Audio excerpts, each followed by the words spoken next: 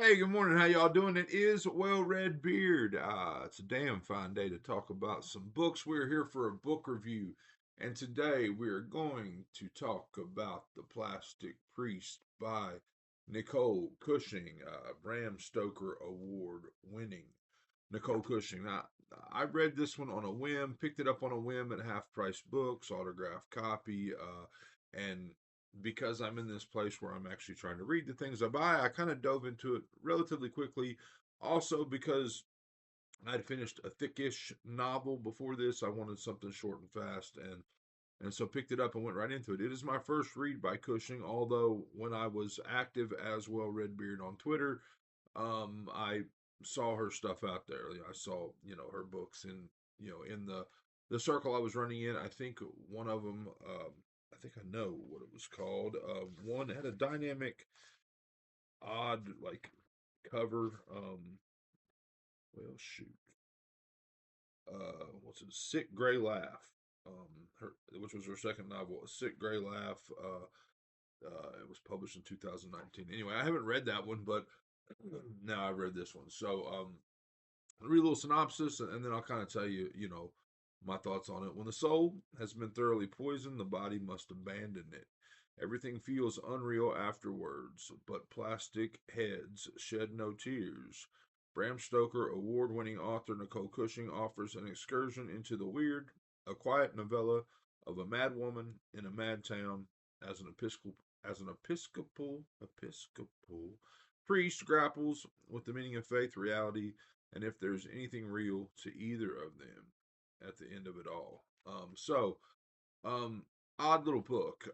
First of all, it takes place in a town I believe to be in southern Indiana, Owlingsville, O-W-L, Ingsville, which I grew up fairly close to a place called Owingsville. I'm from southwestern Indiana. And I kind of want to know if if it's modeled after that place, or if Cushing is from a similar area that I am. I'm not gonna like ask that question, but anyway, so I found that interesting. You know, you're always, I guess, maybe in my case anyway, a little bit more pulled into fiction that takes place either where you live or where you're from. I think, but so this is about a female priest in a world where there's not a lot of female priests. The Episcopalian Church allows that. She has been to seminary. She believes this is her calling. I don't think she has a firm handle hold on that this is necessarily her calling, but this is the path she's chosen, and she's dedicated herself to it. And then when things don't go right, what, right? So, while her church as a whole is accepting of female priests, small town America maybe necessarily is a little bit less accepting of that sort of thing. So she's already got congregation issues and COVID, you know. And I can't imagine what COVID would mean, to a preacher, a priest, government lockdowns, government remote church services. I mean, the church is a lot about being there in person. I mean, it is a lot about um, walking in the door for me, so to speak. I have been going to church again for the first time in a long, long time. I found a wonderful church, very modern, very free thinking, very for everyone. Not a lot of judgment in the church that I go to, and legitimately when I leave there each week, I feel phenomenal. I feel wonderful. I feel refreshed. So all that to say, a lot of church stuff really depends on the physical being there, I think. And so COVID happens, close down services, really tries to do the public outdoor service type thing. It doesn't work out. Again, she doesn't have a lot of support from her small community, small minded congregation.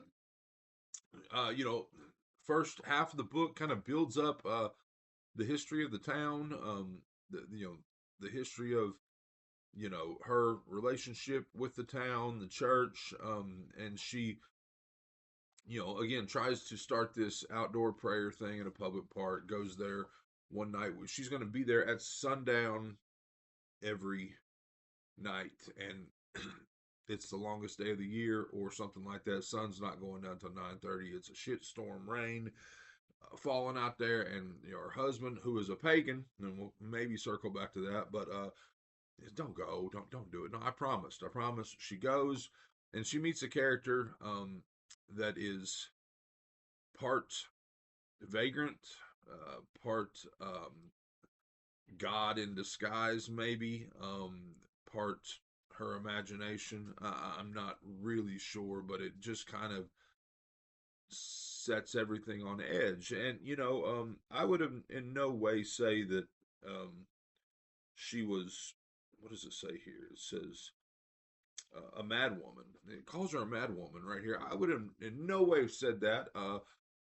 But this is definitely like a breaking point. Like it's this snapping point for her where she gets into this.